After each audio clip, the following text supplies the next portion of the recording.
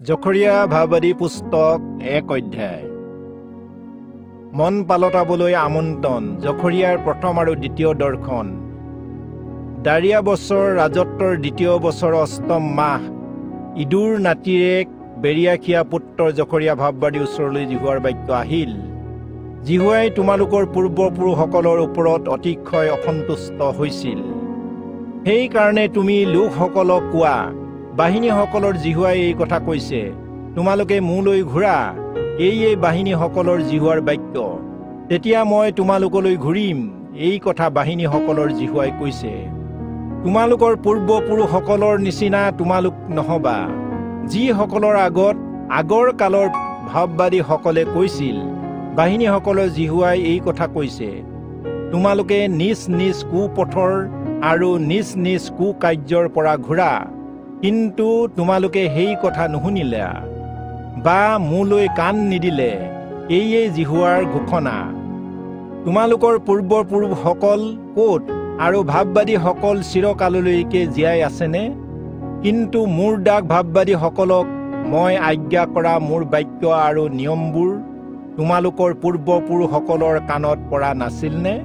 তেতিয়া তেওঁলোকে মন পালটন কৰি ক'লে, আমাৰ আচাৰ ব্যৱহাৰ আৰু আমাৰ কাৰ্য অনুসাৰে আমালৈ কৰিবৰ কাৰণে বাহিনীসকলৰ জিহুৱাই স্থিৰ কৰাৰ দৰে তেওঁ আমালৈ কৰিলে। দাৰিয়া বছৰ ৰাজত্বৰ দ্বিতীয় বছৰৰ একাদশ অৰ্থাৎ চবাত মাহৰ 24 দিনৰ দিনা ইদুৰ নাতিয়ে বেৰেখিয়াৰ পুত্ৰ জখৰীয়া ভাৱবাদীক জিহুৱাৰ দ্বাৰাই এই বাক্য জনোৱা হ'ল। মই ৰাতি দৰ্শনত দেখিলো যে এজন লোকে এটা ৰঙা ঘোঁৰাত উঠি সমতলত থকা মেন্দি গছবোৰৰ মাজত থিয় হৈ আছিল, আৰু তেওঁ পাছত ৰঙা, মুগা আৰু বগা বৰণীয়া কেইবাটাও ঘোঁৰা আছিল। তেতিয়া মই সুধিলো, হে মোৰ প্ৰভু, এইবোৰ কি বস্তু? তেতিয়া মোৰ লগত কথা হোৱা দূতজনে মোক ক'লে, এইবোৰ কি বস্তু সেই বিষয়ে মই তোমাক দেখুৱাম। তেতিয়া মেন্দি গছবোৰৰ মাজত থিয় দি থকা সেই লোকজনে উত্তৰ দি ক'লে, পৃথিৱীত চাৰিওফালে ফুৰিবলৈ জিহুৱাই পঠোৱা লোক এইসকল।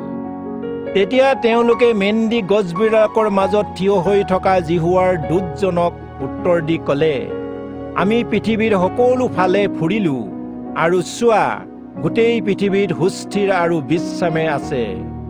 তেতিয়া জিহুৱাৰ দূতজনে উত্তৰ দি ক'লে, সেই বাহিনীসকলৰ জিহুৱা, যি জেৰুচালেম আৰু জিহুদাৰ নগৰবোৰৰ সৈতে আপুনি এই 70 বছৰ ক্ৰুদ্ধ কৰিয়ে আছে। সেই জেৰুচালেম আৰু জিহুদাৰ এই নগৰবোৰৰ ওপৰত আপুনি কিমান কাললৈ দয়া নকৰাকৈ থাকিব? তেতিয়া জিহুৱাই মোৰে সৈতে কথা হোৱা দূতজনক উত্তম বাক্য এনেকি সান্তনাদায়ক বাক্যৰে উত্তৰ দিলে। তেতিয়া মোৰ লগত কথা হোৱা দূতজনে মোক ক'লে, তুমি ঘোষণা কৰি কোৱা, বাহিনীসকলৰ জিহুৱাই এই কথা কৈছে, মই জেৰুচালেম আৰু চিউনৰ অৰ্থে মহা অন্তজালাৰে জ্বলিছো, আৰু নিশ্চিন্তে থকা জাতিসমূহৰ ওপৰত মই অতিশয় অসন্তুষ্ট হৈছো। কিয়নো মই কেৱল অলপ অসন্তুষ্ট হোৱাত তেওঁলোক অমংগলৰ অৰ্থে সাহায্য কৰোতা হ'ল। এই হেতুকে জিহুৱাই এই কথা কৈছে, মই নানা দয়াৰে সৈতে জেৰুচালেমলৈ ঘূৰিলো, তাত মোৰ গৃহ সজা হ'ব। বাহিনীসকলৰ জিহুৱাই এই বচন আৰু জেৰুচালেমৰ ওপৰত এডাল পৰিমাণ জৰী বিস্তাৰ কৰা হ'ব। তুমি আকৌ ঘোষণা কৰি কোৱা, বাহিনীসকলৰ জিহুৱাই এই কথা কৈছে, মোৰ নগৰবোৰ পুনৰাই মংগলেৰে উপচি পৰিব। জিহুৱাই চিউনক পুনৰাই সান্তনা কৰিব আৰু জেৰুচালেমক আকৌ মনোনীত কৰিব। পাছত চকু তুলি চাই মই 4টা সিং দেখিলো।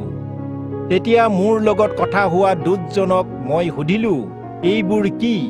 তেতিয়া তেওঁ মোক উত্তৰ দি ক'লে, জিহুদা, ইজৰাইল আৰু জেৰুচালেমক ছিন্ন ভিন্ন কৰা সিং এইবোৰ। তাৰ পাছত জিহুৱাই মোক 4জন শিল্পকাৰ দেখুৱালে।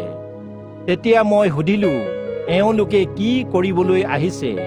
তেওঁ উত্তৰ দি ক'লে, যিকোনো মানুহকে নিজৰ মূৰ দাঙিব নোৱাৰাকৈ জিহুদাক ছিন্ন ভিন্ন কৰা সিং এইবোৰ।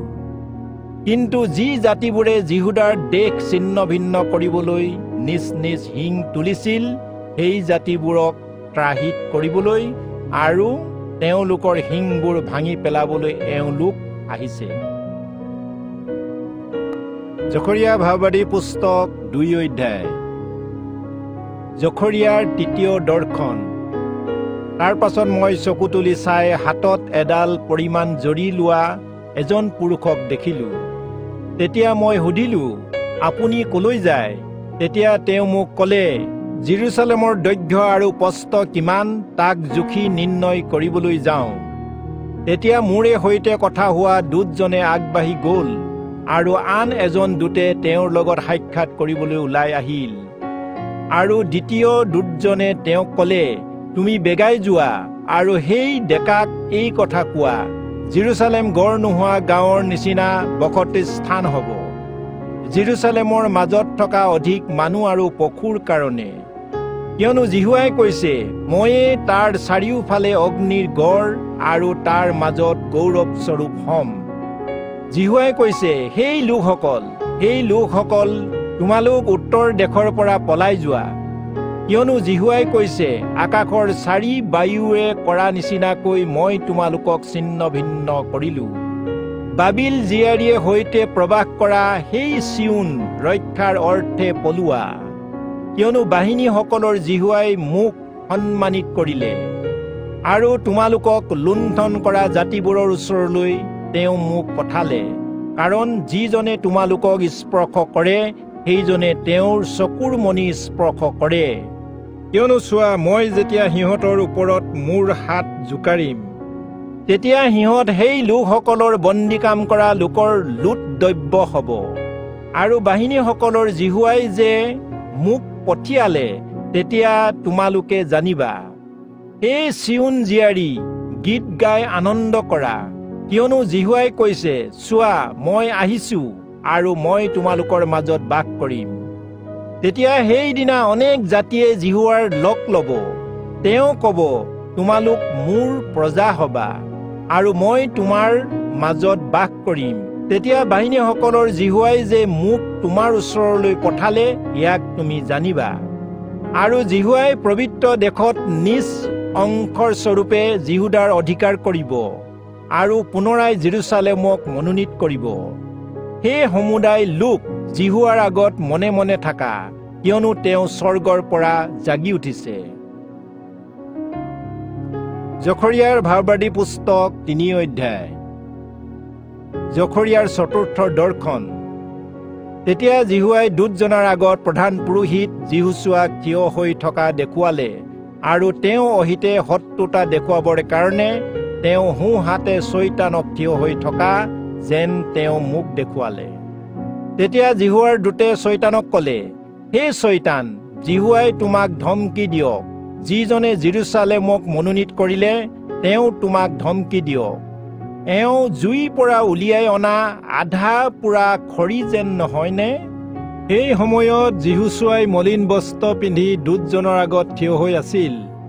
সেইবাবে দূতে ক'লে আৰু তেওঁ আগত থিয় হৈ থকাসকলক ক'লে, এওঁ গাৰ পৰা মলিন বস্ত্ৰ হুলুকাই পেলোৱা।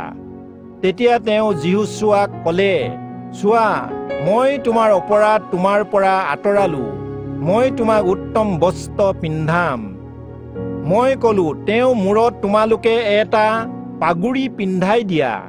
এইদৰে জিহুৱাৰ দূত তেতিয়া তেওঁলোকৰ ওচৰত থিয় হৈ আছিল।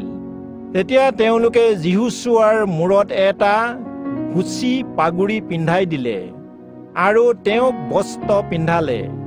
তাৰ পাছত যিহোচুৱাৰ দূতজনাই যিহোচুৱাক শ্ৰদ্ধাৰে আজ্ঞা কৰি ক'লে, বাহিনীসকলৰ জিহুৱাই এই কথা কৈছে, তুমি যদি মোৰ পথত চলা আৰু মোৰ আজ্ঞাবোৰ যদি পালন কৰা, তেনেহ'লে তুমি মোৰ গৃহতীৰ কাৰ্য চলাবা আৰু মোৰ চোতালখন ৰাখিবা। কাৰণ মোৰ আগত থিয় হৈ থকা এই লোকসকলৰ মাজত মই তোমাক অহা যোৱা কৰিবলৈ অধিকাৰ দিম। হে প্ৰধান পুৰোহিত যিহোচুৱা, শুনা, তুমি আৰু তোমাৰ আগত বহি থকা লগৰীয়াসকল শুনা, কিয়নো তেওঁলোকে চিন স্বৰূপ লোক। কাৰণ চোৱা, মই মোৰ দাস এটি গজালি উৎপন্ন কৰিম। এতিয়া যিহোচুৱাৰ আগত মই স্থাপন কৰা শিলটো লৈ চোৱা, এইটো শিলৰ ওপৰতে 7টা চকু ৰখা হৈছে।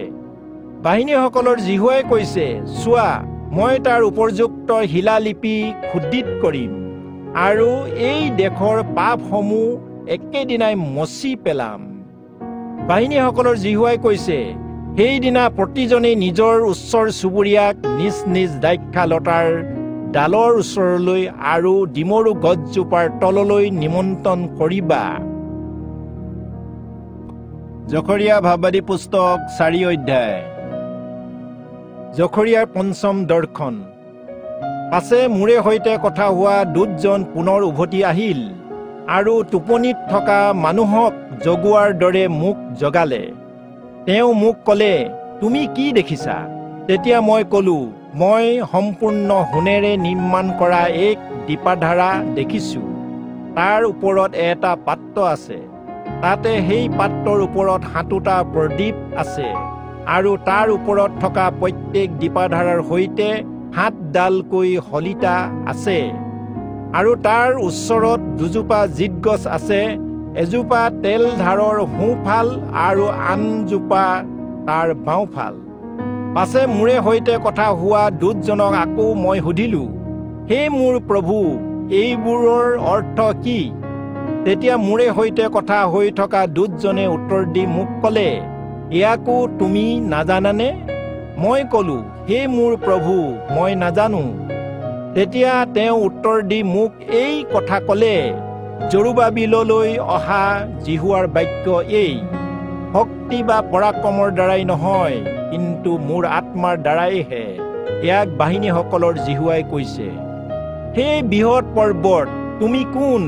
জৰুবাবিলৰ আগত তুমি সমৰ্থল হৈ যাবা আৰু অনুগ্ৰহ, ইয়ালৈ অনুগ্ৰহ হওক। এই জয়ধ্বনিৰ সৈতে তেওঁ প্ৰধান শিলটো উলিয়াই আনিব। পাছত জিহুৱাৰ বাক্য মোলৈ আহিল আৰু ক'লে, বোলে জৰুবাবিলৰ হাতে এই গৃহটি ভিত্তিমূল স্থাপন কৰিলে আৰু তেওঁৰ হাতে ইয়াক সমাপ্তও কৰিব। ইয়াতে তুমি জানিবা যে বাহিনীসকলৰ জিহুৱাই মোক তোমালোকৰ ওচৰলৈ পঠালে। কিয়নো সৰু সৰু বিষয়ৰ দিন কোনে হেয় জ্ঞান কৰিব? তেতিয়া লোকসকলে আনন্দ কৰিব আৰু জৰুবাবিলৰ হাতত উলুম ৰছীডাল দেখিব। এইবোৰে গোটেই পৃথিৱীত ইফালৰ পৰা সিফালে ভ্ৰমি ফুৰে। পাছত মই তেওঁক উত্তৰ দিলো আৰু আকৌ সুধিলো, দীপাধাৰৰ সোঁ আৰু বাওঁফালে থকা এই 2জোপা জিত গছ কি?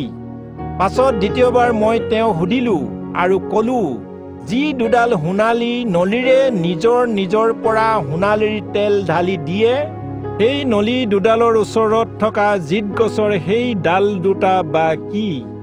তেতিয়া তেওঁ মোক উত্তৰ দি ক'লে, সেই কেইডাল কি, ইয়াকো তুমি নাজানানে? মই ক'লো, হে মোৰ প্ৰভু, মই নাজানো। তেতিয়া তেওঁ মোক ক'লে, গোটেই পৃথিৱীৰ জিহুৱাৰ ওচৰত থিয় হৈ থকা এই 2ডাল তেল যোগাওঁতা পুৰুষ। জকৰিয়া ভাৱবাদী পুস্তক 5 অধ্যায়। জকৰিয়াৰ 6ষ্ঠ আৰু 7ম দৰ্শন। পাছে মই উভতি আহিলো আৰু চকু তুলি চালো। তাতে মই এখন উৰি থকা নুৰিয়াব পৰা পুথি দেখিলো। তেতিয়া দূতে মোক ক'লে, তুমি কি দেখিছা? মই উত্তৰ দি ক'লো, মই নুৰিয়াব পৰা এখন উৰি থকা পুথি দেখিছোঁ। সেয়ে দীঘলে 20 হাত আৰু বহলে 10 হাত। তেতিয়া তেওঁ মোক ক'লে, গোটেই দেশৰ ওপৰেদি ওলাই যোৱা, এইয়ে অভিশাপ, কিয়নো যি চোৰে চুৰ কৰে সি তাৰ এপিঠিৰ মতে উচ্ছন্ন হ'ব আৰু যিয়ে মিছা শপত খায় সি তাৰ আন পিঠিৰ মতে উচ্ছন্ন হ'ব। বাহিনীসকলৰ জিহুৱাই কৈছে, ইয়াক মই উলিয়ালো আৰু সেয়ে চোৰৰ ঘৰত আৰু মোৰ নামেৰে মিছা শপত খোৱাজনৰ ঘৰত সোমাব আৰু সেয়ে তাৰ ঘৰৰ মাজত থাকি কাঠ আৰু শিলে সৈতে তাক বিনষ্ট কৰিব। তেতিয়া মোৰে সৈতে কথা হোৱা দূতজনে ওলাই আহি মোক ক'লে, তুমি চকু তুলি চোৱা, সৌটো কি আহিছে? তেতিয়া মই সুধিলো, সেইটো কি?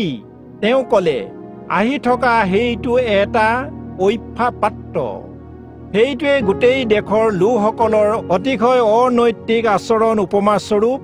তাৰ পাছত দূতে সেই পাত্ৰটোৰ পৰা ঘূৰণীয়া সীহৰ ঢাকনিখন মুকলি কৰি দিলে আৰু সেই ঐফাৰ পাত্ৰটোৰ তলিত এগৰাকী তিৰোতা বহি আছিল।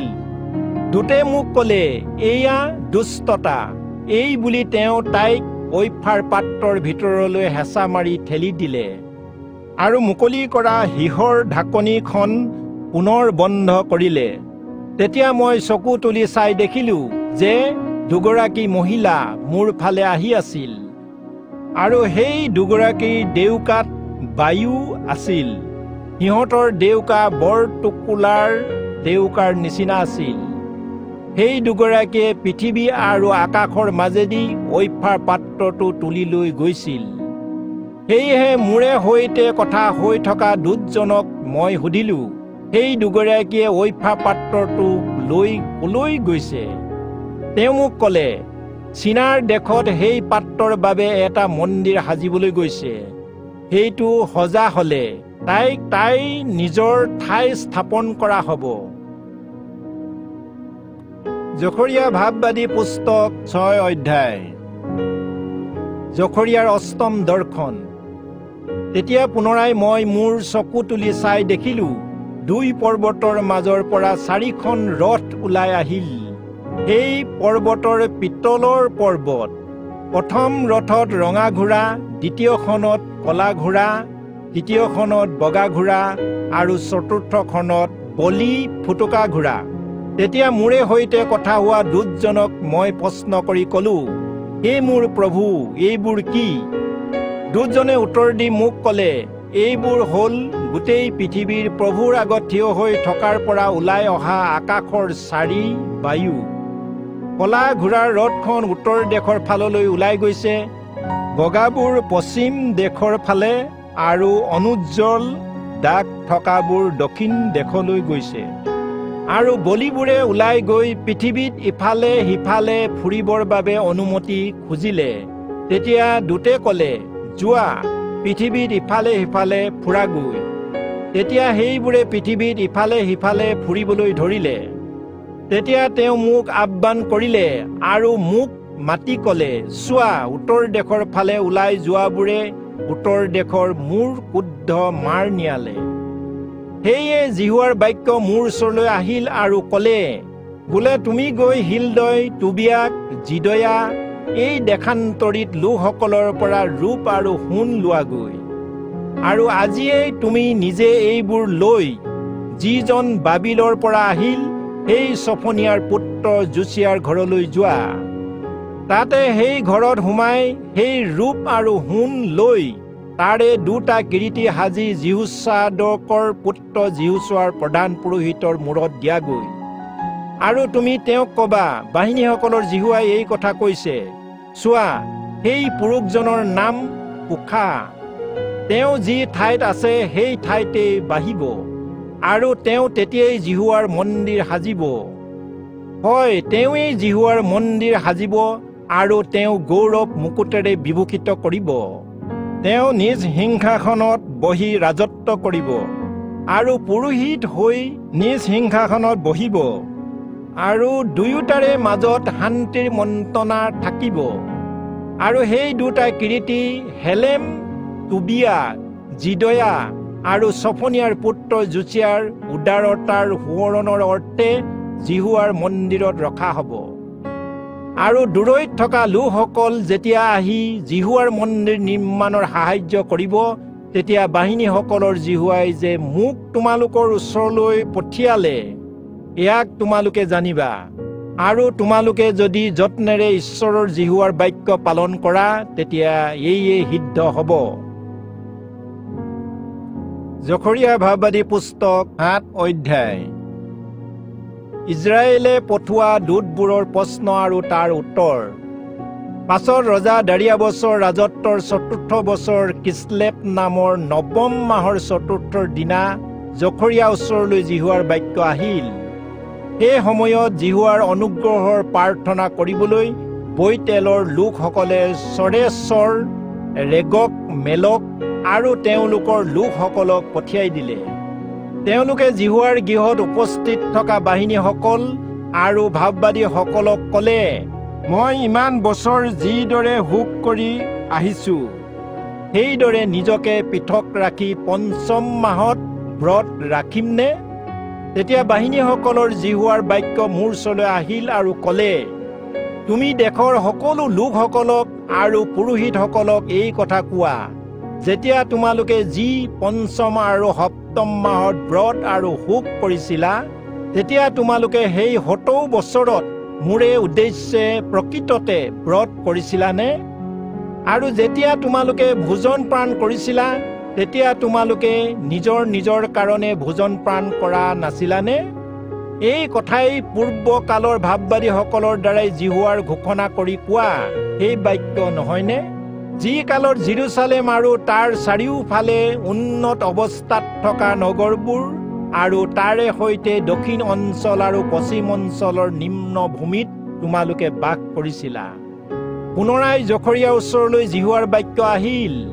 বাহিনীসকলৰ জিহুৱাই এই কথা কৈছে, তোমালোকে সত্যৰে, বিশ্বাসেৰে আৰু দয়াৰে বিচাৰ কৰা আৰু প্ৰতিজনে নিজ নিজ ভাইৰে সৈতে দয়া আৰু কৰোণা ব্যৱহাৰ কৰা। আৰু যিসকল বিধৱা, পিতৃহীন, বিদেশী আৰু দৰিদ্ৰ সেই লোকসকলক অত্যাচাৰ নকৰিবা। আৰু তোমালোকে কোনেও নিজ নিজ ভাইৰ বিৰুদ্ধে নিজ মনত কুকল্পনা নকৰিবা। কিন্তু তেওঁলোকে শুনিবলৈ অসন্মত হ'ল আৰু কান্ধৰ আঁতৰাবলৈ থিৰ কৰিলে আৰু শুনাত সন্মত নহবলৈ নিজ নিজ কাণত সোপা দিলে। এনেকি তেওঁলোকে বাহিনীসকলৰ জিহুৱাই নিজ আত্মাৰ দ্বাৰাই আগৰ কালৰ ভাৱবাদীসকলৰ যোগেদি পঠোৱা বাক্য নুশুনিবৰ কাৰণে তেওঁলোকে নিজ নিজ হৃদয় হীৰাৰ দৰে টান কৰিলে। এই কাৰণে বাহিনীসকলৰ জিহুৱাৰ মহা ক্ৰোধ হ'ল। যেতিয়া বাহিনীসকলৰ জিহুৱাই লোকসকলক মাতিছিল, তেতিয়া লোকসকলে নুশুনিলে। সেই একেধৰণে বাহিনীসকলৰ জিহুৱাই ক'লে, তেওঁলোকে চিঞৰি মাতিব, কিন্তু মই নুশুনিম। কিন্তু মই তেওঁলোকে নজনাকৈ আটাই জাতিৰ মাজলৈ বা মৰলি বতাহেৰে তেওঁলোকক ছিন্ন ভিন্ন কৰিম। এইদৰে তেওঁলোকৰ পাছত দেশখন এনেদৰে উচ্ছন্ন হ'ল যে তাৰ মাজেদি কোনেও অহা যোৱা নকৰিলে, কিয়নো তেওঁলোকৰ দ্বাৰাই মনোহৰ দেশখন উচ্ছন্ন হ'ল। জখৰিয়া ভাৱবাদী পুস্তক 8 অধ্যায়। তেতিয়া বাহিনীসকলৰ জিহুৱাৰ বাক্য মোৰ ওচৰলৈ আহিল আৰু ক'লে, বাহিনীসকলৰ জিহুৱাই এই কথা কৈছে, মই চিউনৰ অৰ্থে মহা অন্ত জ্বালাৰে জ্বলিছোঁ, মই তাইৰ অৰ্থে মহা ক্ৰোধেৰে জ্বলিছোঁ।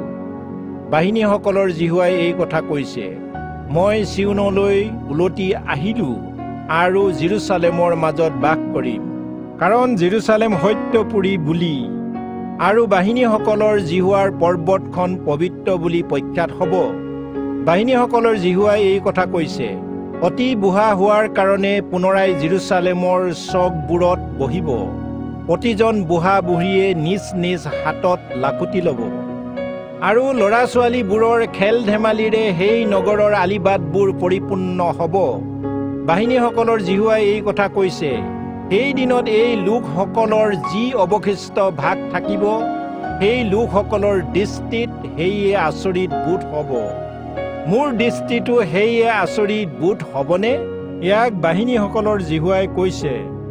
বাহিনীসকলৰ জিহুৱাই এই কথা কৈছে, চোৱা, মই পূব আৰু পশ্চিম দেশৰ পৰা মোৰ প্ৰজাসকলক নিস্তাৰ কৰি আনিম, কিয়নো জেৰুজালেমত বাস কৰিবলৈ মই তেওঁলোকক ঘূৰাই আনিম, যাতে তেওঁলোক পুনৰাই মোৰ প্ৰজা হ'ব আৰু সত্যতাত আৰু ধাৰ্মিকতাত মই তেওঁলোকৰ ঈশ্বৰ হ'ম। বাহিনীসকলৰ জিহুৱাই এই কথা কৈছে, তোমালোক হাঁহিয়াল হোৱা, যি কথা বৰ্তমান শুনি আছা সেই একেই বাক্য ভাৱবাদীসকলৰ মুখেৰে কোৱা হৈছিল, যেতিয়া তেওঁলোকে বাহিনীসকলৰ জিহুৱাৰ গৃহৰ ভিত্তিমূল স্থাপন কৰা হৈছিল। তেতিয়াই মন্দিৰ নিৰ্মাণ কৰা হৈছিল, কিয়নো সেই কালৰ পূৰ্বে কোনো লোকক মজুৰি দিবৰ বাবে বা কোনো পশুক কেৰেয়া ল'বৰ বাবে টকা নাছিল, আৰু বাহিৰলৈ যোৱাজনেই হওক বা কি ভিতৰলৈ অহাজনেই হওক শত্ৰুৰ পৰা কোনো শান্তি নাছিল। কিয়নো মই প্ৰতিজনক নিজ নিজ ওচৰ চুবুৰীয়াৰ বিৰুদ্ধে উচতাই দিছিলোঁ।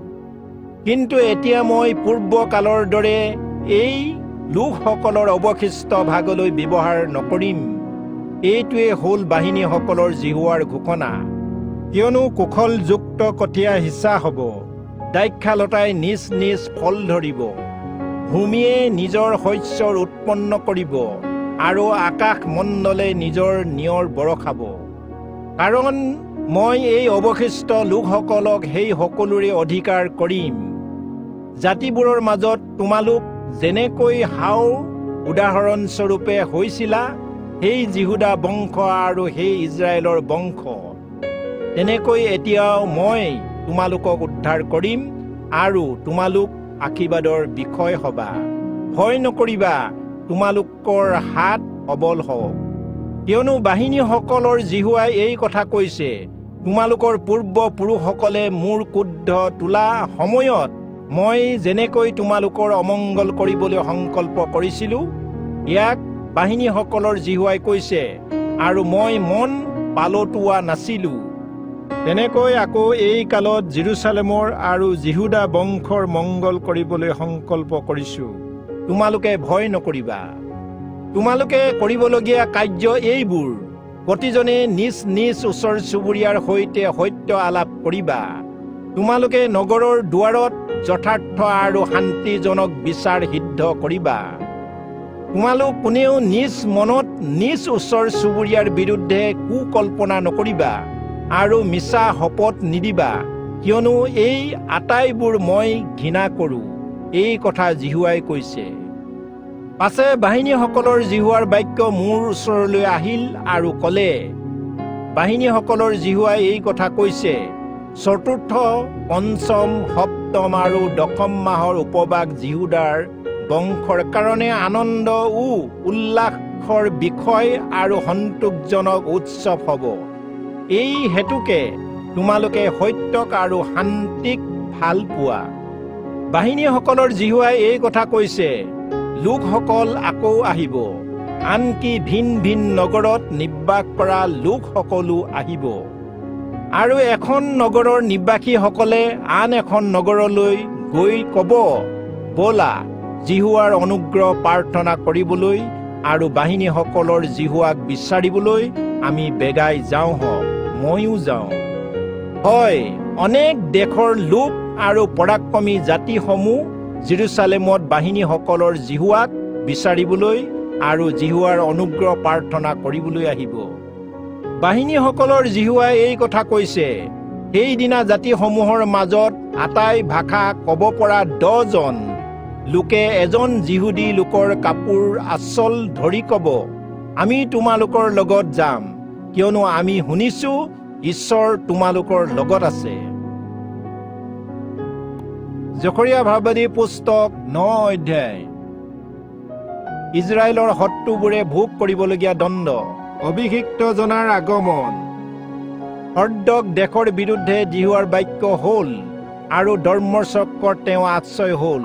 কিয়নো ইজৰাইলৰ আটাই ফৈদৰ ওপৰত থকাৰ দৰে মনুষ্যৰ জাতিৰ ওপৰত জিহুৱাৰ দৃষ্টি হ'ব, আৰু ধৰ্মচক্ৰৰ সীমাত থকা সমাটোৰ আশ্ৰয় হ'ব। চিদোনে সৈতে তীৰো হ'ব, যদিও সিহঁত বৰ জ্ঞানী। তীৰে নিজৰ বাবে দৃঢ় কোট সাজিলে, আৰু ধূলিৰ দৰে ৰূপ আৰু বাটৰ বোকাৰ দৰে উত্তম সোণ দম কৰিলে। চোৱা, প্ৰভুৱে তাই আধিপত্য আঁতৰাব, আৰু সমুদ্ৰত থকা তাই পৰাক্ৰম নষ্ট কৰিব, আৰু তাইক অগ্নিৰ দ্বাৰাই গ্ৰাহিত কৰা হ'ব। ইয়াকে দেখি অস্কিলোনে ভয় কৰিব আৰু ঘচায়ো দেখি গাজায়ো অত্যন্ত কঁপিব।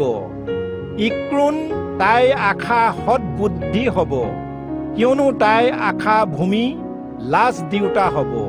ঘচাৰ পৰা ৰজা লুপ্ত হ'ব, আৰু কোনেও অস্কিলোনত বাস নকৰিব। এক অচিনাকি জাতিয়ে অশ্বদূতত বাস কৰিব, আৰু মই পলেষ্টিয়াসকলৰ গৰ্ব বিচ্ছিন্ন কৰিম। আৰু মই তেওঁ মুখৰ পৰা তেওঁ পান কৰা তেজ আৰু তেওঁ দাঁতৰ মাজৰ পৰা তেওঁ ঘিনলগীয়া প্ৰসাদ আঁতৰাই দিম। তেতিয়া তেওঁ আমাৰ ঈশ্বৰৰ পক্ষে অৱশিষ্ট লোক হ'ব। তেওঁ জিহুদাত প্ৰধান লোক বুলি গণিত হ'ব আৰু ইক্ৰণৰ জিবুচিয়াৰ স্বৰূপ হ'ব। কোনেও মাজেদি অহা যোৱা কৰিব নোৱাৰাকৈ মোৰ বংশৰ চাৰিওফালে সৈন্য সামন্তৰ বিৰুদ্ধে মই ছাউনি পাতিম। তেতিয়া কোনো অত্যাচাৰী লোক তেওঁলোকৰ মাজেদি পুনৰাই যাব নোৱাৰিব, কাৰণ নিজ চকুৰে এতিয়া মই দৃষ্টি কৰিলোঁ। হে চিউন জীয়াৰী, অতিশয় উল্লাস কৰা। হে জেৰুচালেম জীয়াৰী, জয়ধ্বনি কৰা। চোৱা, তোমাৰ ৰজা তোমাৰ ওচৰলৈ ধাৰ্মিকতাৰে আহিছে। তেওঁ ন্যায়, পৰিত্ৰাণযুক্ত আৰু নম্ৰ। তেওঁ গাধত গাধীৰ পোৱালিতে উঠি আহিছে। মই ইফ্ৰেমৰ পৰা ৰথ আৰু জেৰুচালেমৰ পৰা ঘোঁৰা উৎসন্ন কৰিম, আৰু যুদ্ধৰ ধনু উৎসন্ন কৰা হ'ব। কিয়নো তেওঁ জাতিবোৰক শান্তিৰ কথা ক'ব। তেওঁ ৰাজ্য সমুদ্ৰৰ পৰা সমুদ্ৰলৈকে আৰু নদীৰ পৰা পৃথিৱীৰ অন্তলৈকে হ'ব। আৰু তোমাৰ বিষয়ে হ'লে তোমাৰে সৈতে স্থাপন কৰা নিয়মটিৰ তেজৰ গুণত পানী নথকা গাঁতৰ পৰা মই তোমাৰ বন্দীয়াবোৰক মোকলালো। হে আশা কৰা বন্দীয়াসকল, তোমালোকে উলটি সংৰক্ষিত দুৰ্গলৈ আহা। মই আজিয়েই প্ৰকাশ কৰিছোঁ যে মই তোমাক দুগুণ মংগল দান কৰিম। কিন্তু মই জিহুদাক মোৰ পক্ষে ধনুৰ স্বৰূপে ভিৰালো, ইফ্ৰেমীয় কাঁড় স্বৰূপে গুণত জুৰিলো। হে চিউন, তোমাৰ সন্তানসকলৰ বিৰুদ্ধে তোমাৰ সন্তানসকলক মই উচতাম, আৰু গ্ৰীকসকল, মই তোমাক এজন বীৰৰ তৰোৱাল স্বৰূপে কৰিম। জিহুৱাই তোমালোকৰ ওপৰত দেখা দিব আৰু তেওঁ কাঁড় বিজুলীৰ নিচিনাকৈ ওলাব। প্ৰভু জিহুৱাই শিঙা বজাব আৰু দক্ষিণ অঞ্চলৰ বা মাৰলী বায়ু স্বৰূপ ৰথত গমন কৰিব। বাহিনীসকলৰ জিহুৱা তোমালোকৰ ঢাল স্বৰূপ হ'ব, আৰু তেওঁলোকে শত্ৰুৰ মঙ খাব। ফিংগাৰ শিল স্বৰূপে সিহঁতক ভৰিৰ তলত গচকিব। তেতিয়া তেওঁলোকে সিহঁতৰ তেজ পান কৰিব আৰু দ্ৰাক্ষাৰস পান কৰি গোলমাল কৰাৰ দৰে গোলমাল কৰিব। আৰু তেজ ৰখা পাত্ৰৰ নিচিনাকৈ তেওঁলোক তেজেৰে পূৰ হ'ব, আৰু যজ্ঞ বেদীৰ 4 চুকৰ নিচিনা হ'ব। সেইদিনা তেওঁলোকৰ ঈশ্বৰ জিহুৱাই নিজৰ মেৰ ছাগৰ জাকস্বৰূপ প্ৰজা বুলি তোমালোকক উদ্ধাৰ কৰিব।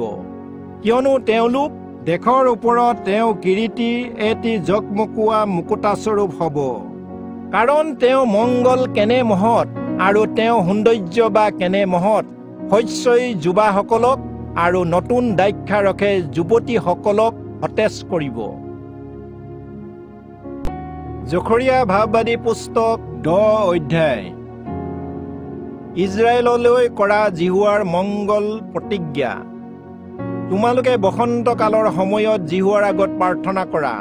ধুমুহা বৰষুণ সৃষ্টি কৰোতা জিহুৱা তেওঁৱেই, আৰু তেওঁৱেই তোমালোকৰ বাবে জাকে জাকে বৰষুণ দিব। মানুহ আৰু পথাৰৰ উভয় বাবেই বৰষুণ বৰষাব। কিয়নো গৃহ দেৱতাবোৰে অসাৰ কথা কয়, আৰু দৈৱজ্ঞবোৰে মিছা দৰ্শন পায়।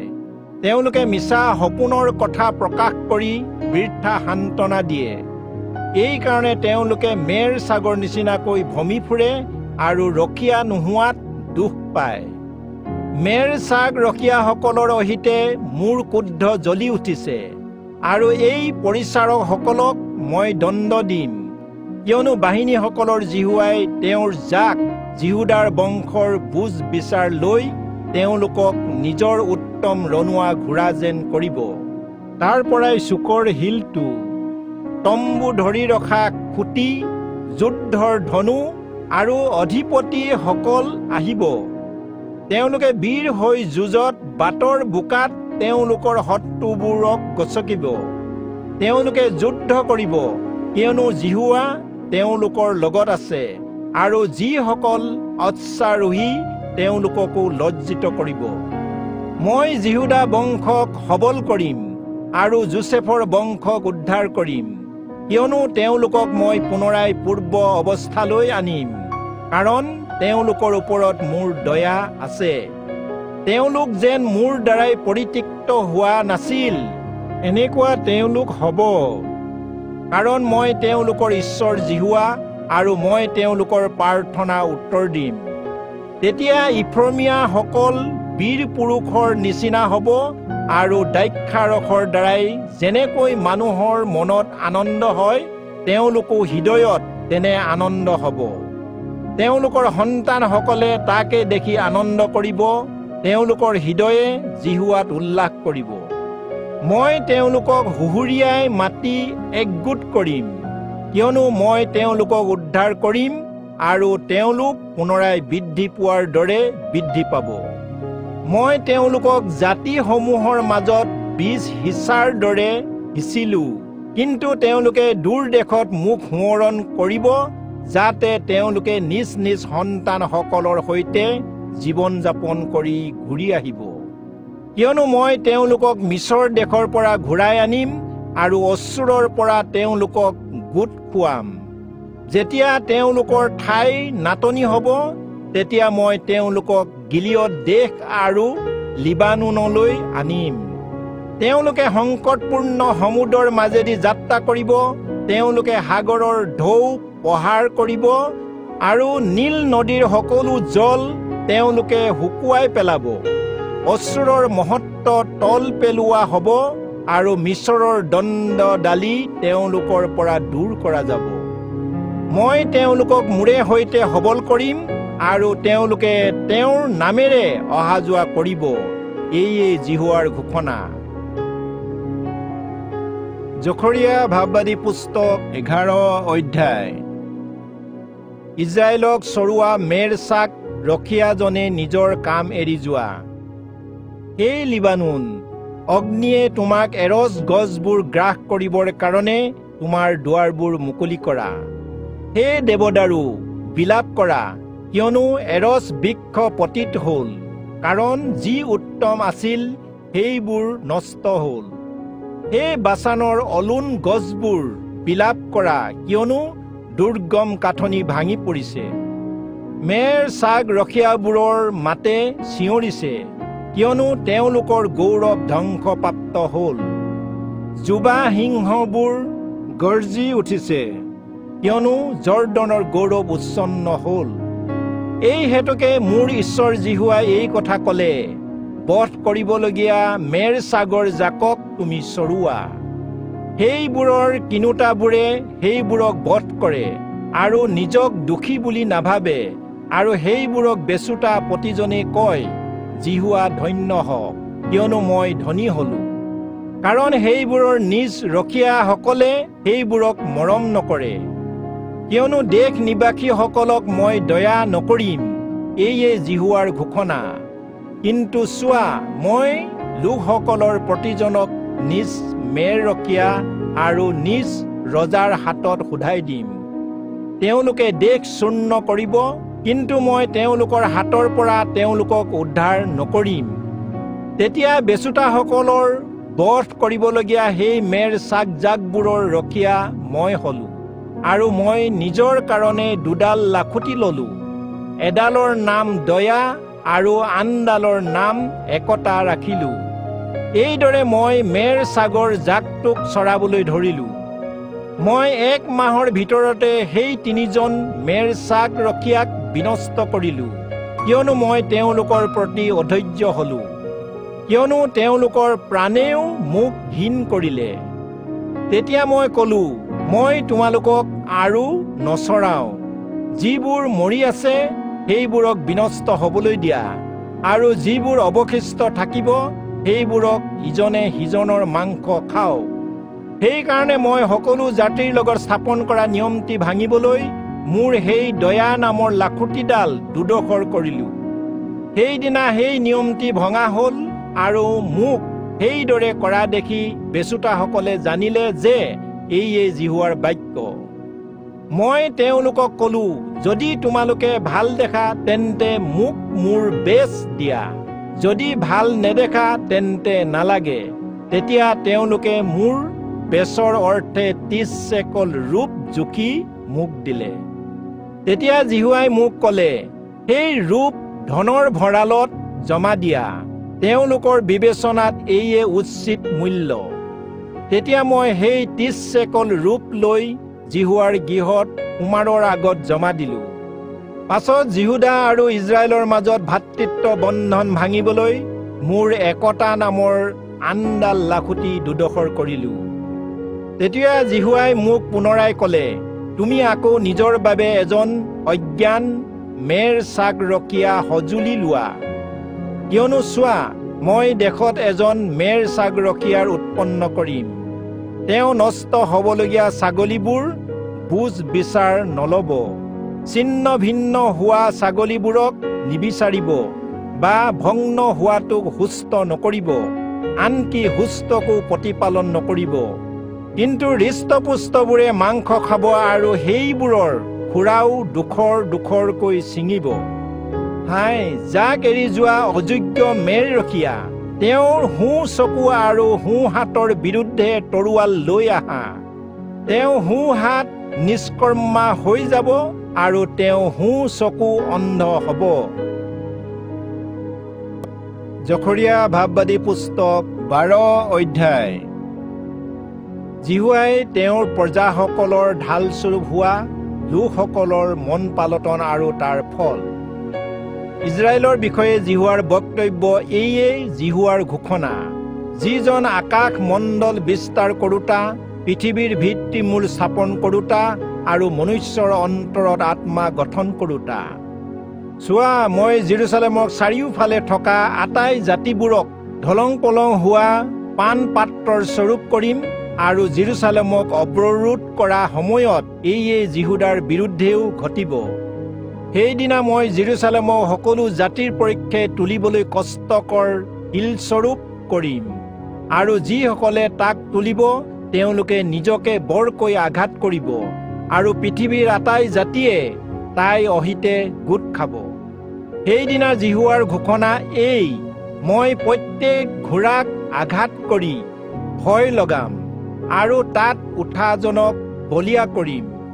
মই জিহুদা বংশলৈ মোৰ চকু মুকলি কৰিম, কিন্তু সৈন্যসকলৰ প্ৰত্যেক ঘোঁৰাক আঘাত কৰি কণা কৰিম। তেতিয়া জিহুদাৰ প্ৰধান লোকসকলে নিজ নিজ মনতে ক'ব, জেৰুচালেম নিবাসীসকল আমাৰ বল, কাৰণ বাহিনীসকলৰ জিহুৱা তেওঁলোকৰ ঈশ্বৰ। সেইদিনা মই জিহুদাৰ পৰিচাৰকসকলক খৰিৰ মাজত থকা জুই ধৰা পাত্ৰৰ দৰে আৰু ডাঙৰিবোৰৰ মাজত জ্বলাই থোৱা আৰিয়াৰ দৰে কৰিম।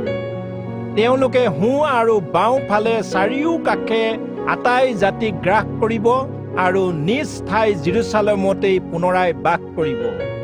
দাৱীদৰ বংশ আৰু জেৰুচালেমৰ নিবাসীসকল জিহুদাতকৈ বৰ বুলি বিবেচিত নহ'বৰ কাৰণে জিহুৱাই জিহুদাৰ তম্বুবোৰ প্ৰথমে ৰক্ষা কৰিব। সেইদিনা জিহুৱা জেৰুচালেমৰ নিবাসীসকলৰ ঢালস্বৰূপ হ'ব আৰু তেওঁলোকৰ মাজত দুৰ্বল লোক সেইদিনা দাৱীদৰ সদৃশ্য হ'ব আৰু দাৱীদৰ বংশ ঈশ্বৰৰ সদৃশ্য। তেওঁলোকৰ আগে আগে যোৱা জিহুৱাৰ দূতেই সদৃশ্য হ'ব। আৰু সেইদিনা জেৰুচালেমৰ বিৰুদ্ধে অহা আটাই জাতিক মই নষ্ট কৰিবলৈ থিৰ কৰিম আৰু দায়ুদ বংশৰ আৰু জেৰুচালেম নিবাসীসকলৰ ওপৰত মই অনুগ্ৰহ আৰু মিনতিৰ কাৰণে আত্মা বাকি দিম। তেতিয়া তেওঁলোকে মোক যিদৰে বান্ধিছিল সেই বিষয়ে তেওঁলোকে চাব। একেটি পুত্ৰৰ কাৰণে বিলাপ কৰা নিচিনাকৈ তেওঁলোকে তেওঁৰ কাৰণে বিলাপ কৰিব আৰু প্ৰথমে জন্মা পুত্ৰৰ বিয়োগত মানুহে বেজাৰ পোৱাৰ দৰে তেওঁলোকে তেওঁৰ কাৰণে মনত বেজাৰ পাব। মৰ্গিদোন সমৰ্থলৰ হ্ৰদত ৰিমোনত কৰা বিলাপৰ নিচিনাকৈ জেৰুচালেমত সেইদিনা মহা বিলাপ হ'ব। দেশৰ প্ৰত্যেক গোষ্ঠীয়ে বেলেগে বেলেগে বিলাপ কৰিব।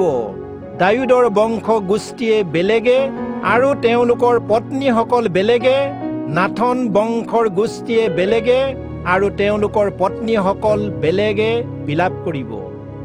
লেবী বংশৰ গোষ্ঠীয়ে বেলেগকৈ আৰু তেওঁলোকৰ পত্নীসকল বেলেগে, চিমিউৰ গোষ্ঠী বেলেগে আৰু তেওঁলোকৰ পত্নীসকল বেলেগে, প্ৰত্যেক অৱশিষ্ট গোষ্ঠীৰ মাজত এক এক গোষ্ঠীয়ে বেলেগে আৰু তেওঁলোকৰ পত্নীসকলে বেলেগে বেলেগে বিলাপ কৰিব।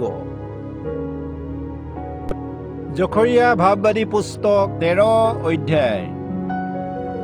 সেইদিনা পাপ আৰু অসুচিতা গুচাবলৈ দায়ুদৰ বংশ আৰু জেৰুজালেমৰ নিবাসীসকলৰ কাৰণে এক ভুমুক খোলা যাব।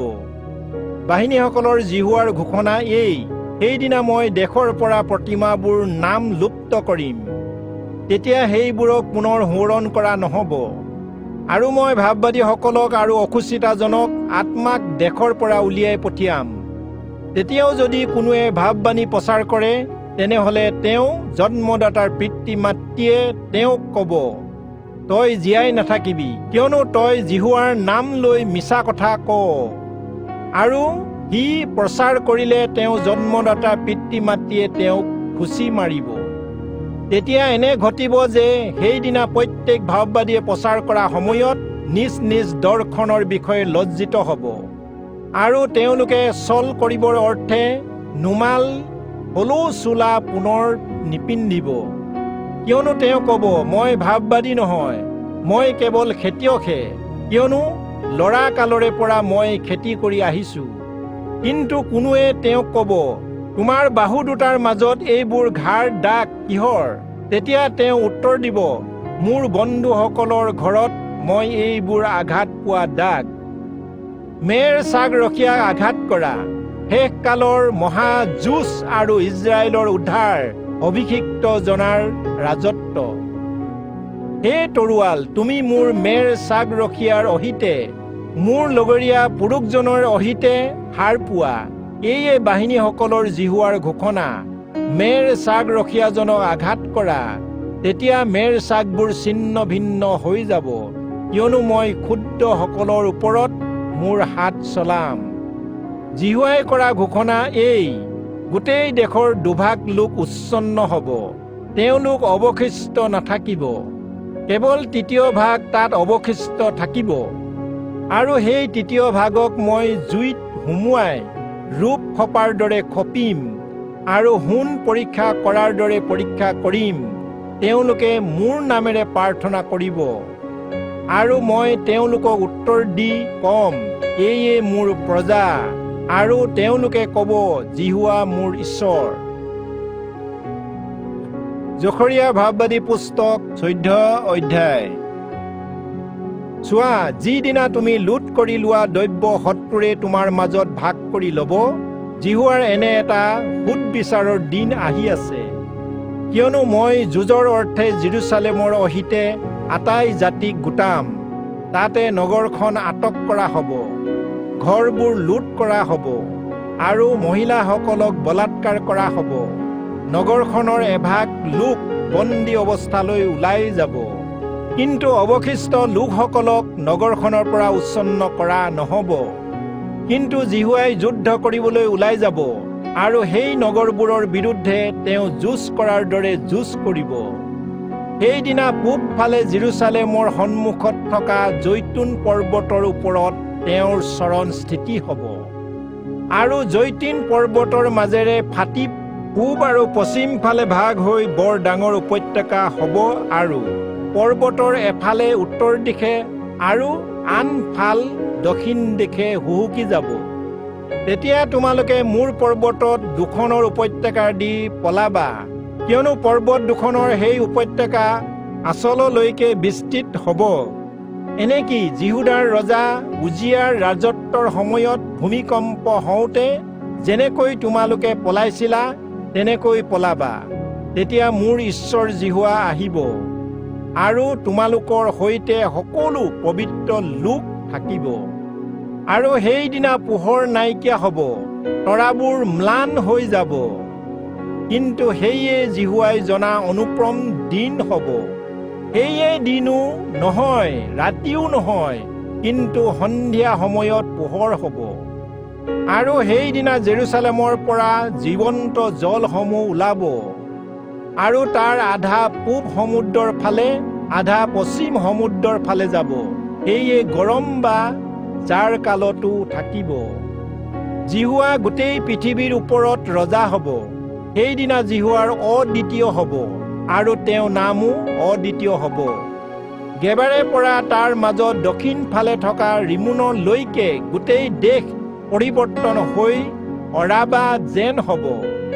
আৰু নগৰখন বিন্যামিনৰ দুৱাৰৰ পৰা প্ৰথম দুৱাৰৰ ঠাইলৈকে, চুকৰ দুৱাৰলৈকে আৰু হননলেনৰ ওখৰ কোঠৰ পৰা ৰজাৰ দ্ৰাক্ষা কুণ্ডলৈকে ওখ হৈ নিজ ঠাইত স্থাপিত হ'ব। লোকসকলে জেৰুচালেমত বাস কৰিব, কোনো শত্ৰুৱে তেওঁলোকক ধ্বংস কৰিবলৈ তালৈ নাহিব। জেৰুচালেম নিৰাপদে বাস কৰিব।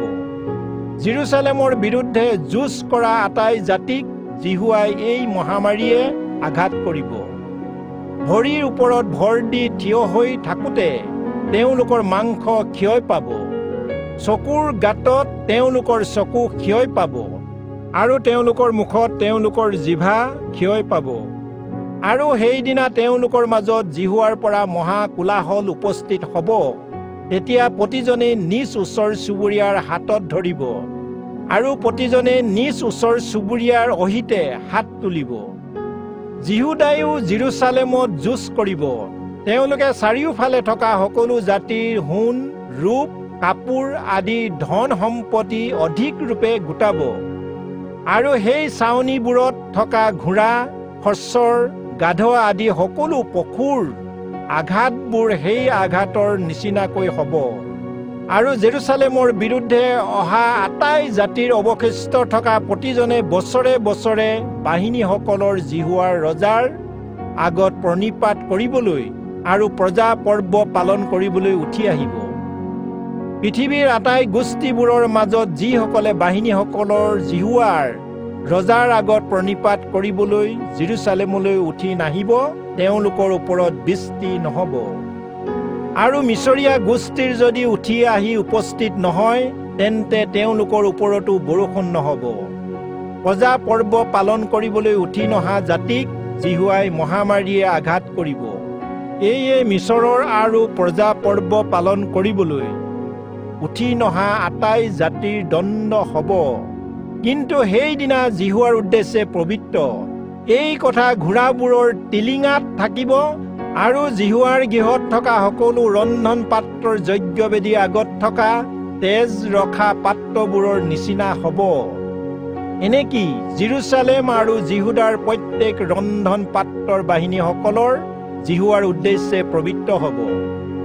আৰু বলিদান কৰোঁতা আটাই লোকে আহি তাৰ মাজত কোনো কোনো পাত্ৰ লৈ তাতে সিজাব।